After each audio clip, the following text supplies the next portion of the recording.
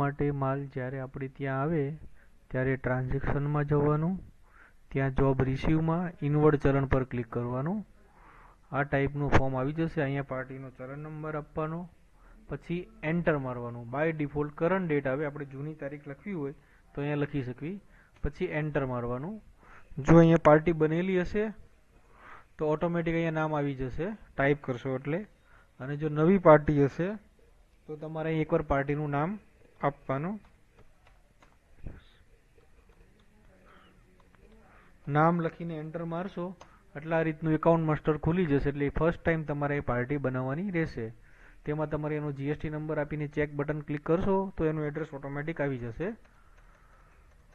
નહીં આવે તો અહીં ઓટોમેટિક મેન્યુઅલી આપી અને સેવ બટન ક્લિક કરી દેવાનું, એટલે પાછા તમે ત્યાં આવી જશો. પાછું તમારું જે બી આવ્યું એ ફેબ્રિક્સ તે અહીંયા લખી દેવાનું, એન્ટર મારવાનું. એટલે તાકા વાઇઝ તમને અહીંયા પૂછશે તમને, તો અહીંયા તમારે એના જેટલા બી તાકા આવેલા હોય તે ડિટેલ અહીંયા આપી દેવાની.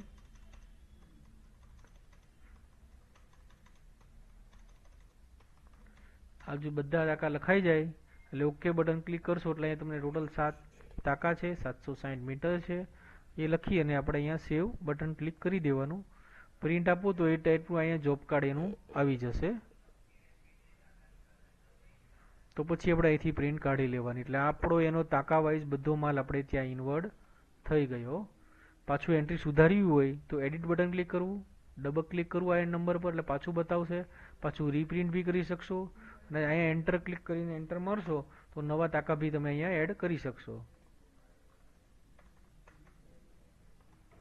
અને પાછું ઓકે બટન ક્લિક કરી અને પાછું સેવ આપો એટલે પાછું બિલ તમારું મોડિફાઈ થઈ જશે.